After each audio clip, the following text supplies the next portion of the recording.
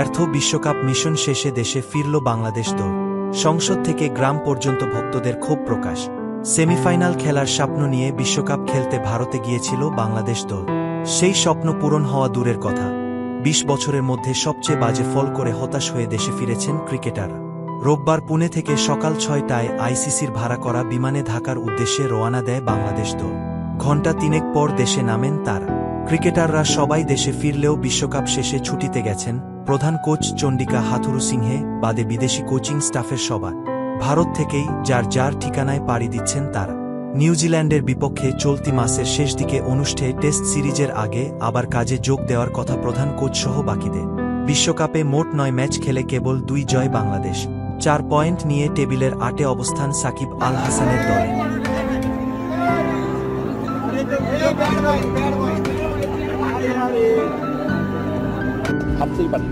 বিশ্বকাপে টাইগারদের চরম ব্যর্থতায় খেপেছে বাংলাদেশ ক্রিকেট বোর্ড।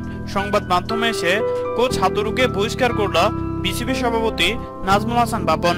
দর্শক, টি-20 বিশ্বকাপের গ্রুপ পর্বে শ্রীলঙ্কা, নেদারল্যান্ড এবং নেপালের মতো ছোট দলকে হারিয়ে সুপার 8-এ উঠেছিল বাংলাদেশ দল।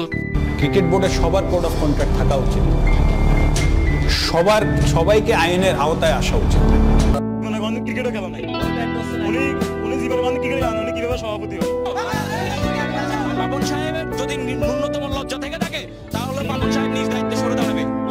সভাপতির পদ দেখতে চাই, মাস্টার ভাইকে সভাপতির পদ দেখতে চাই। যে আল্লাহ, তোমার কাছে বিচার দিলাম, তোমার গায়বী শক্তি দিয়ে এই বাংলাদেশের পাপন ক্রিকেট এবং বাংলাদেশের জালালি ইউনুস, বাংলাদেশের হাতুড়ে, এদেরকে তুমি তোমার গায়বী ক্ষমতা দিয়ে সরাই বলো আল্লাহ। বিচার পাইছেন, পয়সা আছে, এক পা না রেখেছেন আরেক পা দিয়ে।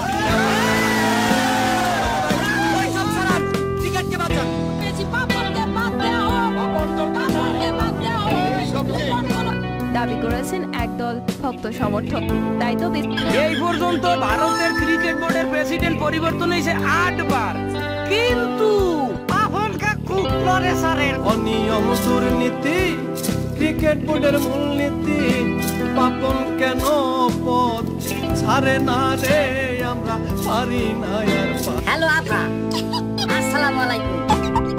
খবর পাইছেন না? আর হয় জিততে গেছি তো আজকে। সব ক্ষমতা আছে, অনেক কিছু আছে, তবে যেটা নাই এটা থেকে লজ্জাটা নেই। যদি লজ্জা থাকতো তো এই বোর্ড এতদিন এইভাবে থাকতো না। মানুষ যারা প্রকৃত নেতা তারা কিন্তু একটা সময় পরে যোগ্যতা থাকলেও সে মনে করে আমার চলে যাওয়া উচিত। এত কথা শুনেও যখন থেকে যায় তখন ধরে নিতে হবে আসলে এখানে তাদের বোর্ডের, দেশের ক্রিকেটের প্রতি প্রেমের চেয়ে এইটাকে যে একটা সিন্ডিকেট বানানো হয়েছে, এই সিন্ডিকেটের প্রেমটা খুব স্ট্রং। এই যে ৯০০ কোটি টাকার লোক ছেড়ে দিয়ে বলবে যে আমি আমার চেয়ে ভালো লোককে আমি আহ্বান জানাই, আমি ছেড়ে দিতে চাই। আমি ধরতে চাই এরকম অনেক লোক আছে, কিন্তু আমি ছেড়ে দিতে চাই, আমি আর এই বদনাম নিব না, আমি আর এই সমস্যা নিব না, এই কথা বলে ছেড়ে দিতে চাই, এইরকম নেতা বাংলাদেশ ক্রিকেট বোর্ডে নেই। এখানেই ছিলাম, এখানে আমি এই মানুষগুলা চিন্তা করতেছি, এই যে রিক্সাওয়ালা গুলা মানে দৈনিক ইনকাম করে যা পরিবারের জন্য, সেই ইনকাম বাদ দিয়ে টিভিটার দিকে এখানে বসে ছিল ভাই। আমি এটা অনুশোচনা করছি, কিন্তু এই আজকে খেলাটায় বাংলাদেশ দলের একটা প্লেয়ারের কোন সেমিতে যাওয়ার কোনোভাবে একটা মানে যে জিতার একটা ক্ষোভ থাকে, সেই ক্ষোভটা নাই। ওরা আসলে বাংলাদেশ দলের এখন ওদেরকে কচু শাক, পালন শাক, এই যে যা খাওয়ানো দরকার, এনার্জি নাই। বাংলাদেশ ক্রিকেট দলের প্লেয়াররা একটা ৬ মারতে পারে না, এর চেয়ে দুঃখ আর কি। এই যে তামিম নিছে, তানজিদ তামিম, আসলে হতাশা। মানে 10 রান করতে পারলো না, কয়টা ম্যাচ গেল, কি খেলতেছে এগুলা। এই বাংলাদেশ দলের জার্সি থেকে টাইগার খুইলা খরগোশ বা কচ্ছপ লাগানো উচিত বলে আমি মনে করি। ভারত নেদারল্যান্ডসকে হারালে এই অবস্থানই থাকবে।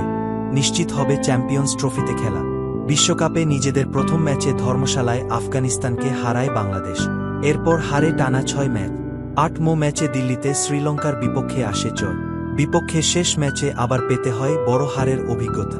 চোটের কারণে টুর্নামেন্টে ভারত ও অস্ট্রেলিয়ার বিপক্ষে খেলতে পারেননি অধিনায়ক সাকিব আল হাসান।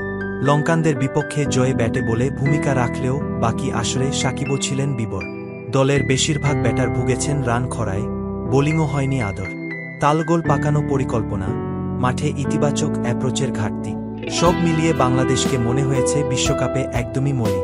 ২০০৩ সালের পর তাই বিশ্বকাপে সবচেয়ে বাজে ফল করে ফিরলেন তারা। প্রিমিয়ার স্পোর্ট, এগিয়ে চলো বাংলাদেশ। বিশ্বজুড়ে বাংলাদেশকে এগিয়ে নিতে চ্যানেলটি সাবস্ক্রাইব করে সাথে থাকুন।